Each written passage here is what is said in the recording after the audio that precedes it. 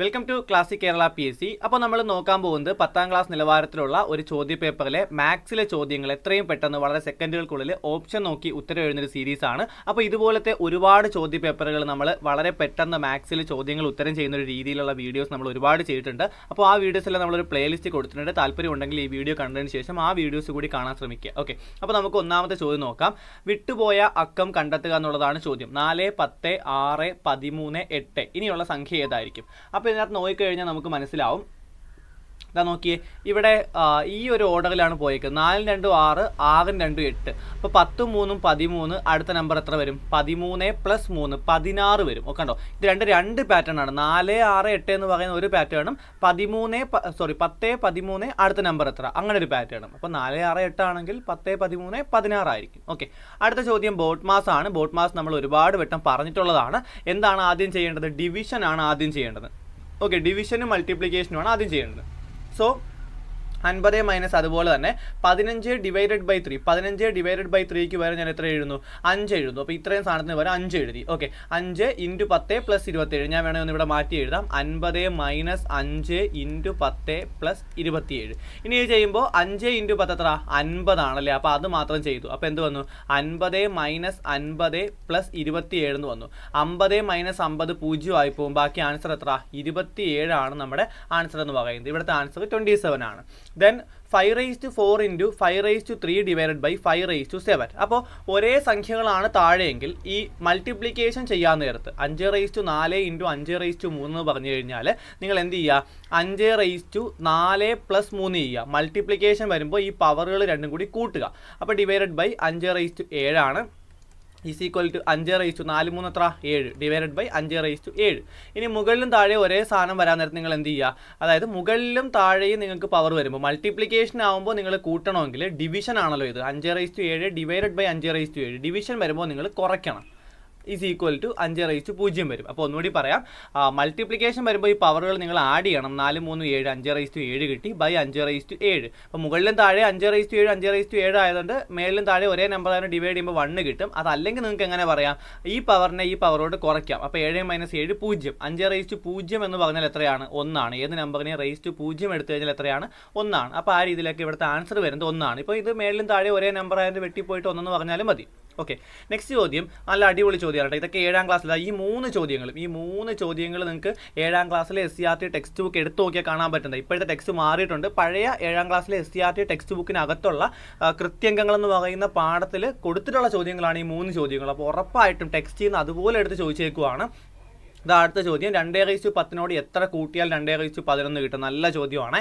അപ്പോൾ ഇത് നിങ്ങൾ അറിയേണ്ടത് 2⁻10 കൂടെ ഇനി അടുത്ത 11 കിട്ടണമെങ്കിൽ നിങ്ങൾ എന്ത് ചെയ്യണമെന്ന് അറിയാവോ? × 2 ചെയ്യണം. ഓക്കെ, 2⁻11 കൂടെ 2⁻12 കിട്ടണമെങ്കിലോ വീണ്ടും × 2 ചെയ്യണം. അപ്പോൾ 2⁻11 × 2 എന്ന് പറഞ്ഞാൽ 2⁻12 ആണ്. ഈ പരിപാടി നിങ്ങൾ ആലോചിച്ച് വെച്ചേക്കുക. ഏത് നമ്പർ ആണെങ്കിലും അങ്ങനെയാണ്. ഓക്കെ, അപ്പോൾ നിങ്ങൾ 2⁻10 × 2 ചെയ്യുമ്പോഴാണ് നിങ്ങൾക്ക് എത്ര കിട്ടുന്നത്? 2⁻11 കിട്ടുന്നത്. ഒരു നമ്പറിനെ 2 തവണ ഗുണിക്കുക എന്ന് പറഞ്ഞാൽ അതിൻ്റെ അർത്ഥം എന്താ?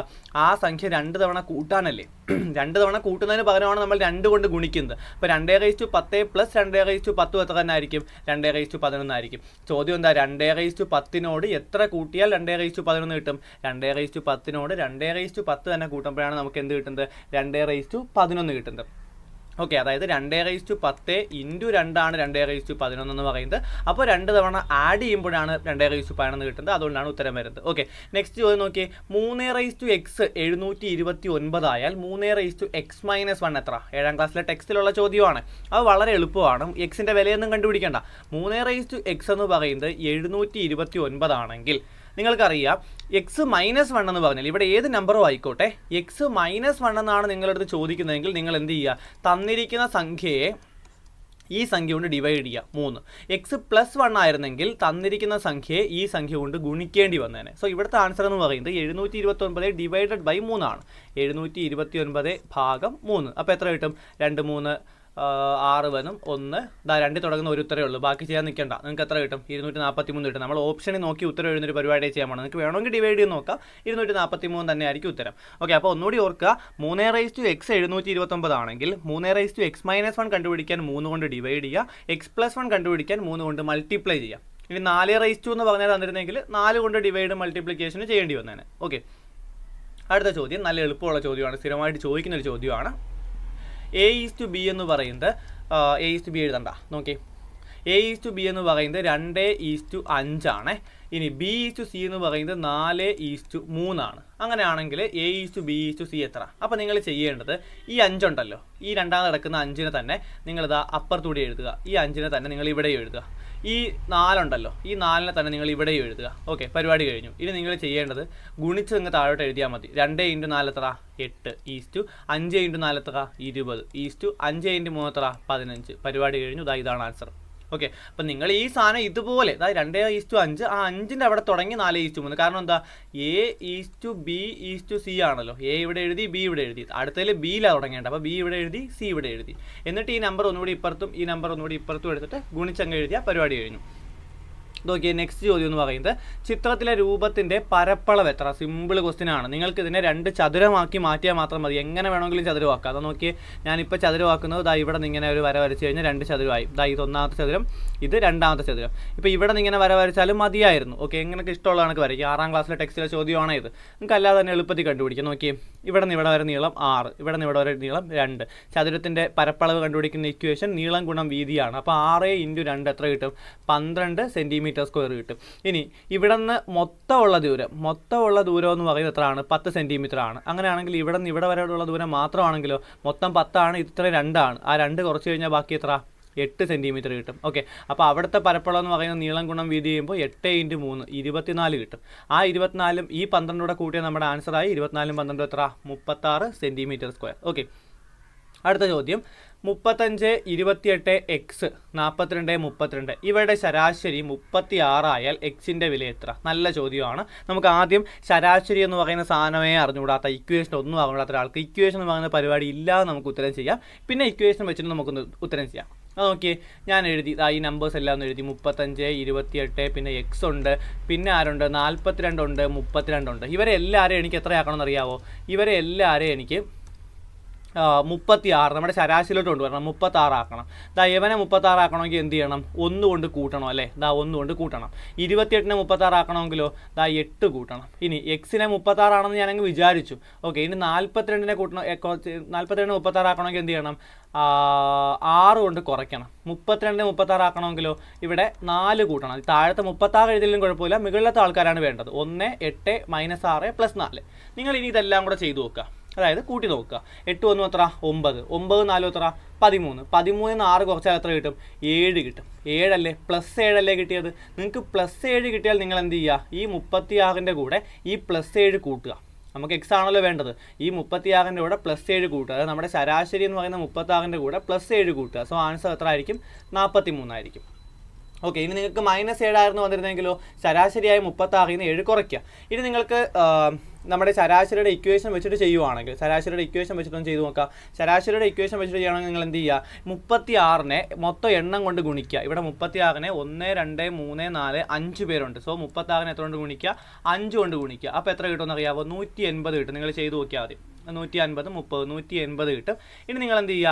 ഈ 5 പേരെയും കൂടെ കൂട്ടിയാൽ നിങ്ങൾക്ക് എത്ര കിട്ടണം? 180 കിട്ടണം. നിങ്ങൾ ബാക്കി 4 പേരെയും കൂടെ കൂട്ടി നോക്കുക. 5 പേരെയും കൂടെ കൂട്ടിയാൽ 180 കിട്ടണം. ബാക്കി 4 പേരെയും കൂടെ കൂട്ടി നോക്കുക. അപ്പോൾ നിങ്ങൾക്ക് കൂട്ടുമ്പോൾ കിട്ടുന്നത് 42, 28, 70, 105, 137 ആണ് കിട്ടുന്നത്. 137. 137ൻ്റെ കൂടെ എക്സ് കൂടി കൂട്ടിയാൽ 180 കിട്ടണമായിരുന്നു. അപ്പോൾ എക്സ് എത്ര നമ്മൾ എങ്ങനെ കണ്ടുപിടിക്കും? 137ൻ്റെ എത്ര കൂട്ടിയാൽ 180 കിട്ടുന്നത്? 43 കൂട്ടുമ്പോൾ. അപ്പോൾ 2 രീതിയിൽ നിങ്ങൾ മനസ്സിലായെന്ന് വിചാരിക്കുന്നു. 2 രീതിയിൽ ചെയ്താലും നമുക്ക് ആൻസർ എത്ര തന്നെ കിട്ടും? 43 തന്നെ കിട്ടും. ഓക്കെ, നെക്സ്റ്റ് ചോദ്യം എന്ന് പറയുന്നത് 1 2/3 + 2 1/2 + 3 1/3 എത്രയാണ്? നല്ല എളുപ്പമുള്ള ചോദ്യം. നമുക്ക് ഫ്രാക്ഷൻ്റെ പരിപാടികളൊന്നും അറിയണ്ട, ഒറ്റയടി നമ്മൾ ഉത്തരം കണ്ടുപിടിക്കാം. നോക്കിക്കോ, 1 2 3, 1 2 3, 3 3 6. നമുക്ക് 6 എന്ന് പറയുന്ന ആളെ കിട്ടി.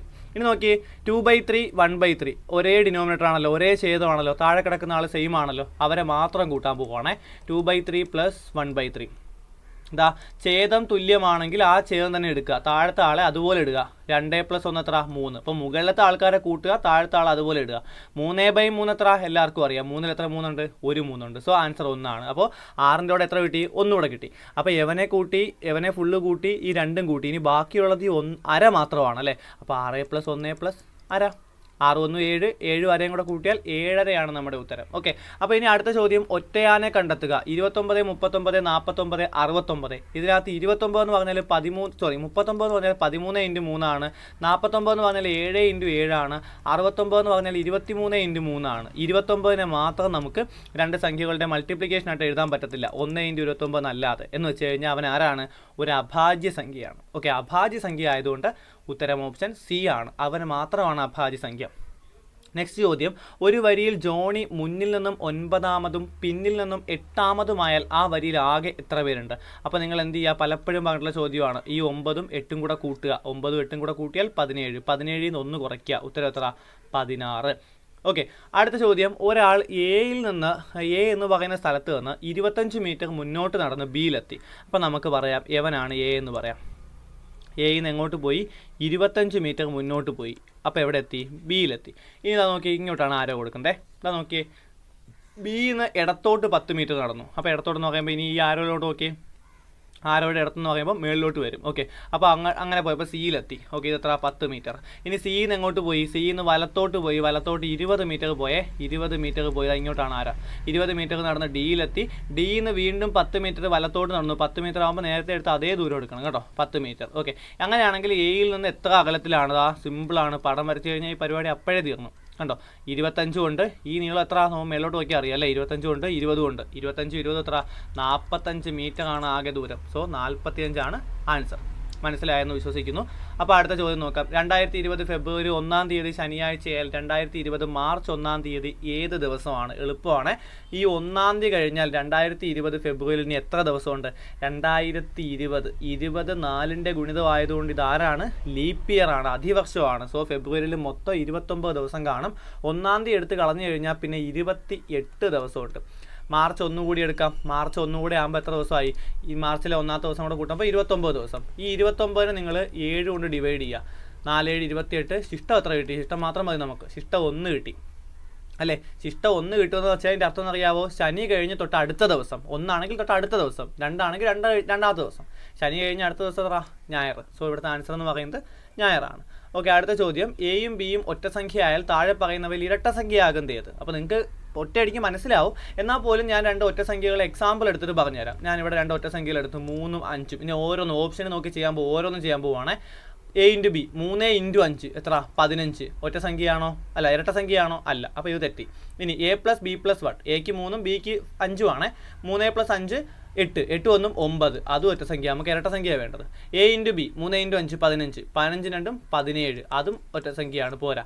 A + B 3 + 5 8. സോ ഇതാണ് കറക്റ്റ്. അല്ലെങ്കിൽ തന്നെ നിങ്ങൾക്ക് അറിയാതിരിക്കണം, 2 ഒറ്റ സംഖ്യകൾ കൂട്ടിയാൽ നിങ്ങൾക്ക് എത്ര കിട്ടും? ഒരു ഇരട്ട സംഖ്യ കിട്ടും. ആ സാധനം അറിയാമെങ്കിൽ നിങ്ങൾക്ക് കൂടുതൽ ആലോചനയൊന്നുമില്ലാതെ ഉത്തരം ചെയ്യാൻ പറ്റും. ഓക്കെ, അടുത്തത് നല്ല അടിപൊളി ചോദ്യം. ഒരുപാട് ബുദ്ധിയുള്ളവർ ഒരുപാട് ആലോചിച്ച് തെറ്റിക്കുന്ന ചോദ്യമാണ്. 12 സ്റ്റാർ 34 സ്റ്റാർ 41 375 കിട്ടി. 53 സ്റ്റാർ 81 സ്റ്റാർ 62 898 കിട്ടി. അങ്ങനെയാണെങ്കിൽ 43 സ്റ്റാർ 25 സ്റ്റാർ 13 എത്ര? ഏറ്റവും സിമ്പിളായിട്ട് ആലോചിച്ച് കണ്ടുപിടിക്കാൻ പോണ പരിപാടിയാണത്. നല്ല എളുപ്പമാണ്. നോക്കിയേ, ഈ 2 അക്കങ്ങളോടെ കൂട്ടിയാൽ ഇവിടുത്തെ ആദ്യത്തെ സംഖ്യയായി 3. 4 3 കൂട്ടിയാൽ അടുത്തയായി 7. 4 1 കൂട്ടിയാൽ അടുത്തയായി 5. അതേ പരിപാടിയാണ് ഇവിടെയും ചെയ്യുന്നത്. അങ്ങനെയാണെങ്കിൽ നമുക്ക് ഇതും കൂട്ടിയാൽ പോരെ? 4 3 കൂട്ടിയാൽ 7. 7 തുടങ്ങുന്ന 2 ഓപ്ഷനേ ഉള്ളൂ. 5ഉം 2 കൂടെ കൂട്ടിയാൽ 7. അപ്പോൾ രണ്ടാമത്തെ നമ്പർ 7. അപ്പോഴേ ഈ പരിപാടി ഉത്തരം കറക്റ്റായി. ഇനി ഇതൂടെ കൂട്ടി നോക്കാം. 3 1 4. സോ ആൻസർ എത്ര? 774. ചതുരാകൃതിയിലുള്ള ഒരു പുരയിടത്തിന് 50 മീറ്റർ നീളമുണ്ട്. ചതുരാകൃതിയിലുള്ള പുരയിടം അങ്ങ് വരയ്ക്കാം. ചതുരാകൃതിയിലുള്ള ഒരു പുരയിടമാണ്. പുരയിടത്തിൻ്റെ നീളം തന്നിട്ടുണ്ട്, 50 മീറ്റർ ആണ് തന്നിട്ടുണ്ട്. ഇതിൻ്റെ പരപ്പളവ് 1500 ചതുരശ്ര മീറ്റർ ആയാൽ പുരയിടത്തിന് ചുറ്റും കെട്ടുന്ന വേലിയുടെ നീളം എത്ര? ചുറ്റും കെട്ടുന്ന വേലിക്ക് പകരം നിങ്ങളതിനെ എങ്ങനെ വായിക്കണമെന്ന് അറിയാവോ? ചുറ്റളവ് എത്ര? ഓക്കെ, ചുറ്റും കെട്ടുന്ന വേലി എന്ന് പറഞ്ഞാൽ എപ്പോഴും എത്ര ആയിരിക്കും? ചുറ്റളവായിരിക്കും. അപ്പം നമുക്ക് നോക്കാം. നീളം 50 ആണ്, പരപ്പളവ് 1500 ആണ്. വീതി കണ്ടുപിടിക്കണം. എല്ലാവർക്കും അറിയാം, നീളം ഗുണം വീതിയാണ് പരപ്പളവ്. അപ്പോൾ 50 × ഏതോ ഒരു സംഖ്യ ചെയ്തപ്പോൾ 1500 കിട്ടി. അങ്ങനെയാണെങ്കിൽ ആ വീതി കണ്ടുപിടിക്കാൻ നിങ്ങൾ എന്ത് ചെയ്താൽ മതി? 1500 ഭാഗം 50 ചെയ്താൽ മതി. 0 0 വെട്ടി 150 ഭാഗം 5 നിങ്ങൾക്ക് എത്ര കിട്ടും? 30 കിട്ടും. സോ 30 മീറ്റർ ആണ് ഇവിടുത്തെ വീതി എന്ന് പറയുന്നത്. അങ്ങനെയാണെങ്കിൽ ചുറ്റളവ് കണ്ടുപിടിക്കാൻ നിങ്ങൾക്ക് ഈ സംഖ്യ എല്ലാം കൂടെ കൂട്ടി നോക്കിയാൽ പോരെ? 50 50 100 30 30 60. 100 60 കൂടെ കൂട്ടിയാൽ 160 മീറ്റർ ആണ് ഇവിടുത്തെ ഉത്തരവെന്ന് പറയുന്നത്. ഒരു ക്ലോക്കിൽ 9 മണി ആയാലും മിനിറ്റ് സൂചിയും മണിക്കൂർ സൂചിയും തമ്മിലുള്ള കോണളവ് എത്ര എല്ലാവർക്കും അറിയാം. ഇവിടെ കിടക്കുന്ന ആളാണ് 9, ഇവിടെ കിടക്കുന്ന ആളാണ് 12. ഇങ്ങനെ വരുമ്പോൾ കോണളവ് എത്ര? എൽ ഷേപ്പിലെ കോണം എന്ന് പറയുന്നത് എപ്പോഴും എത്ര ആയിരിക്കും? 90 ഡിഗ്രി ആയിരിക്കും. ഓക്കെ, അടുത്ത സോനു ഒരു സൈക്കിൾ 1500 രൂപയ്ക്ക് വാങ്ങിയേ. അവൻ 15% ലാഭത്തിലാണ് സൈക്കിൾ വിറ്റതെങ്കിൽ വിറ്റ വില എത്ര? നോക്കിയേ, ആകെ 100% ഉള്ളത്. അതിൻ്റെ കൂടെ 15% കൂടി ലാഭത്തിൽ വിറ്റാൽ എത്ര ആയി? 115% ലാഭമാകുമ്പോൾ കൂടുവാണല്ലോ ചെയ്യുന്നത്. അപ്പോൾ 115% കണ്ടുപിടിക്കാൻ 115/100 ചെയ്താൽ മതി. 0 വെട്ടിപ്പോയി. 15 × 115 ചെയ്യണം. 15 × 115 നിങ്ങൾ എഴുതി ഗുണിക്കുമ്പോൾ നിങ്ങൾക്ക് എത്ര കിട്ടുമെന്ന് അറിയാവോ? 1725 കിട്ടും. ഇത്രയേ ഉള്ളൂ പരിപാടി. അടുത്ത ചോദ്യം, ഒരാൾ 75 കിലോമീറ്റർ വേഗത്തിൽ കാർ ഓടിക്കുന്നുവെങ്കിൽ 50 മിനിറ്റിൽ അയാൾ സഞ്ചരിച്ച ദൂരം എത്ര? നല്ല ചോദ്യമാണ്. 75 കിലോമീറ്ററിൽ കാർ ഓടിക്കുന്നു, 50 മിനിറ്റിൽ അയാൾ സഞ്ചരിച്ച ദൂരം എത്ര? നോക്കിക്കോ, 75 km/h, അതായത് 1 മണിക്കൂറിൽ 75 കിലോമീറ്റർ. 1 മണിക്കൂർ എന്ന് പറഞ്ഞാൽ 60 മിനിറ്റ് അല്ലേ? 60 മിനിറ്റിൽ എത്ര? 75 കിലോമീറ്റർ. 60 മിനിറ്റിൽ എത്ര കിട്ടും? 75 കിലോമീറ്റർ ഓടും. അങ്ങനെയാണെങ്കിൽ നമുക്ക് നോക്കാമേ, നമുക്ക് വേണ്ടത് 10 മിനിറ്റാണ്. 10 മിനിറ്റിൽ നമുക്കൊന്ന് കണ്ടുപിടിച്ച് നോക്കാം. ഈ 60നെ 10 ആക്കാൻ എന്ത് ചെയ്യണം? 6 കൊണ്ട് ഡിവൈഡ് ചെയ്യണം. 60നെ 10 ആക്കാൻ എന്തുകൊണ്ട് ഡിവൈഡ് ചെയ്യണം? 6 കൊണ്ട് ഡിവൈഡ് ചെയ്യണം. അപ്പോൾ 75നെയും 6 കൊണ്ട് ഡിവൈഡ് ചെയ്യണം. 75നെ 6 കൊണ്ട് ഡിവൈഡ് ചെയ്ത് നോക്കാം. 75/6, 1 6, 1 5, 2 6 12, കുറയ്ക്കുമ്പോൾ 5 2 കുറച്ചാൽ 3. ഇനി പോയിന്റ് വരും അല്ലേ? 12 കഴിഞ്ഞാൽ ഇനി താഴ്ത്തിറക്കാൻ ആരുമില്ല. അപ്പോൾ ഇവിടെ ഒരു പോയിന്റ് കൊടുക്കുക, ഇവിടെ 0 കൊടുക്കുക. 30ൽ എത്ര 6 ഉണ്ട്? 5 6 30. സോ 12.5 കിട്ടി. അപ്പോൾ 10 മിനിറ്റിൽ 12.5 ആണ്. നോക്കിയേ, 60 മിനിറ്റിൽ 75 കിലോമീറ്റർ ആണ്, 10 മിനിറ്റിൽ 12.5 കിലോമീറ്റർ ആണ്. അപ്പോൾ നിങ്ങൾ ആലോചിച്ച് നോക്കിയേ, 50 മിനിറ്റ് ആണെങ്കിലോ ഈ 60ൽ നിന്ന് 10 കുറച്ച് 50 കിട്ടത്തില്ലേ? 75ൽ നിന്ന് 12 കുറച്ച് നോക്കിയാൽ പോരെ? 75ൽ നിന്ന് 10 കുറച്ച് 65, 65ൽ നിന്ന് 2 കുറച്ചാലോ? 63, 63 അര കൂടി കുറച്ചാലോ?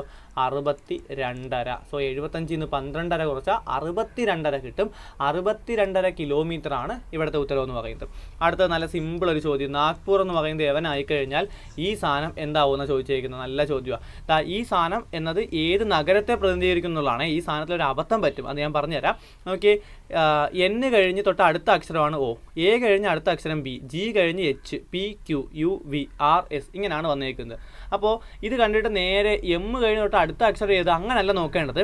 ഇവിടെ വരുന്ന ഏത് ഓപ്ഷന് അടുത്ത അക്ഷരം ഇവിടെ അങ്ങനെയാണ് നോക്കേണ്ടത്. അതായത് ഇതാണ് നമുക്ക് തന്നേക്കുന്നത്. അപ്പോൾ ഒയ്ക്ക് മുമ്പുള്ള അക്ഷരം N, ബിക്ക് മുമ്പുള്ള അക്ഷരം A. അത് കണക്ക് നമുക്ക് ആലോചിച്ച് നോക്കാം. എമ്മിന് മുമ്പുള്ള അക്ഷരം ഏതാ? L. അപ്പോഴേ 2 ഓപ്ഷനേ ഉള്ളേ. അടുത്ത വിക്ക് മുമ്പുള്ള ഓപ്ഷൻ ആരാ? U. അത് രണ്ടിടത്തും ഉണ്ട്. ഓക്കെ, ഡിക്ക് മുമ്പുള്ള നമ്പർ ഏതാ? അക്ഷരം ഏതാ? ഡിക്ക് മുമ്പ് C. ഡിക്ക് മുമ്പ് C ഇവിടെ അല്ലേ ഉള്ളൂ, ലുധിയാനയ്ക്ക് ഇല്ലല്ലോ. ഒന്നുകൂടെ നോക്കാം. എല്ലിന് മുമ്പ് ഏതാ? JKL. കെ കഴിഞ്ഞു, പരിപാടി കഴിഞ്ഞു. ആൻസർ എത്ര? ലക്നൗ ആയിരിക്കും. നിങ്ങൾക്ക് എല്ലാ അക്ഷരങ്ങളും നോക്കി കഴിഞ്ഞാൽ അങ്ങനെ തന്നെ ആയിരിക്കും കേട്ടോ. അപ്പോൾ മാത്സിൻ്റെ 20 ചോദ്യങ്ങൾ നമ്മൾ ഒറ്റയടിക്ക് ചെയ്തു. ഇങ്ങനെ എക്സ്പ്ലെയിൻ ചെയ്ത് പോകുന്നതുകൊണ്ടാണ് നമുക്ക് ഇത്രയും സമയം എടുക്കുന്നത്. ഈ ഒരു ഐഡിയ ഉപയോഗിച്ച് നിങ്ങൾ ചെയ്ത് പ്രാക്ടീസ് ചെയ്താൽ വെറും സെക്കൻഡുകൾ കൊണ്ട് നമുക്ക് ഈ ചോദ്യങ്ങളെല്ലാം ഒറ്റയടിക്ക് ഉത്തരം എഴുതാൻ പറ്റും. അപ്പോൾ ഇതേപോലെ ഒരുപാട് ക്വസ്റ്റ്യൻസ് വർക്കൗട്ട് ചെയ്ത് നോക്കുക. ഒരുപാട് ക്വസ്റ്റ്യൻസ് നമ്മൾ ഓൾറെഡി ചെയ്തിട്ടുണ്ട്. ഇനിയും ഇതിൻ്റെ ഒരുപാട് ക്വസ്റ്റ്യൻസ് ചെയ്യുകയും ചെയ്യും. അപ്പോൾ കൂടുതൽ വീഡിയോസിനായിട്ട് ഈ ചാനൽ ഉറപ്പായിട്ട് സബ്സ്ക്രൈബ് ചെയ്യുക. Thank you for watching classic Kerala PSC.